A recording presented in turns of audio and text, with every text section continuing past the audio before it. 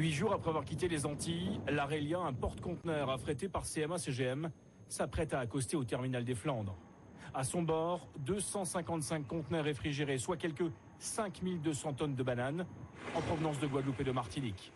Avec près de 90% de la production antillaise, Dunkerque est aujourd'hui le premier port bananier français. Un succès rendu possible grâce au Docker.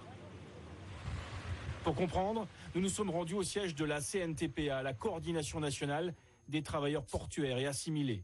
Fondé en 1992 à Dunkerque, ce syndicat est aujourd'hui présent dans 6 ports français, dont la Guadeloupe et la Martinique. Ouais, le courrier est 0. Du ministre. Non. 0. Attends, c'est bon. Attends, je fais une assemblée maintenant, tu verras, ils vont pas être déçus. Lui s'appelle Franck Gons, docker de père en fils depuis 5 générations. Il est aussi depuis 2004 le secrétaire général de la CNTPA. Certains à Dunkerque prétendent qu'il est le vrai patron du port. Cette fiabilité qu'on garantit en permanence a bien un objectif. C'est pas pour faire plaisir au patron, c'est pas pour perdre nos convictions, c'est pas pour perdre nos revendications. C'est bien évidemment de fiabiliser en amont le client, de fiabiliser avec l'armement, de négocier directement avec nos manutentionnaires et de créer des accords peut-être spécifiques pour telle et telle activité. Ça a été le cas pour la banane. Et pour bien nous faire comprendre cette spécificité dunkerquoise, Franck Gons nous emmène voir le tableau d'honneur du syndicat. Donc voilà, on a eu dans l'idée de développer ce type de charte de partenariat.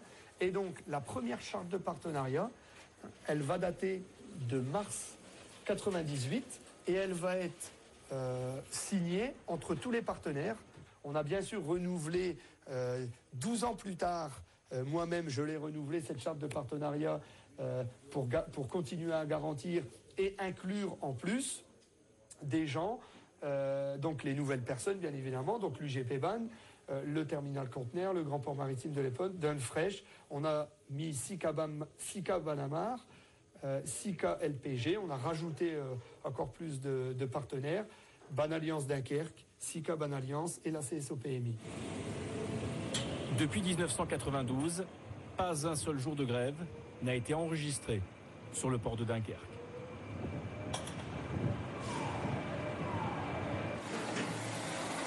Le lendemain matin, les premiers conteneurs arrivent chez Dunfresh, un entrepôt de 14 000 m², entièrement dédié à la banane antillaise. À l'intérieur du bâtiment, la température est identique à celle des conteneurs, 13 degrés. Toutes les palettes sont systématiquement vérifiées. Explique-moi, qu'est-ce que tu es en train de faire ? Je suis en train de vérifier si dans les cartons de bananes, s'il y a des murs, tout simplement. Et vous faites ça comment ? Avec les doigts, au toucher. Là, si la banane est bonne, elle est pas bonne. Voilà. Un mur d'arrivage, cela ressemble à cela. Là, manifestement, on a un souci, là. Oui, donc là, on est devant un carton de Guadeloupe avec un problème de mur à l'arrivée. Donc on voit bien l'hétérogénéité du colis avec des bananes vertes d'un côté et des bananes jaunes. Donc ce carton n'est pas commercialisable en l'état. C'est une perte totale pour le producteur. Donc pour lui, lui sera impacté des frais de tri à l'arrivée, des frais de destruction aussi, qui va le pénaliser fortement au niveau de sa rémunération. La banane subit ensuite un second contrôle par échantillonnage. Là, on vérifie si le fruit répond au cahier des charges. Plus d'une vingtaine de paramètres sont ainsi pris en compte. Pour la banane planteur, le grade doit être de 32 mm et la longueur doit être au minimum de 17 cm. Là, il y a un coup de couteau, une pointe de couteau. Et ça, c'est une manipulation. Lors de l'emballage, il y a une couronne qui a tapé.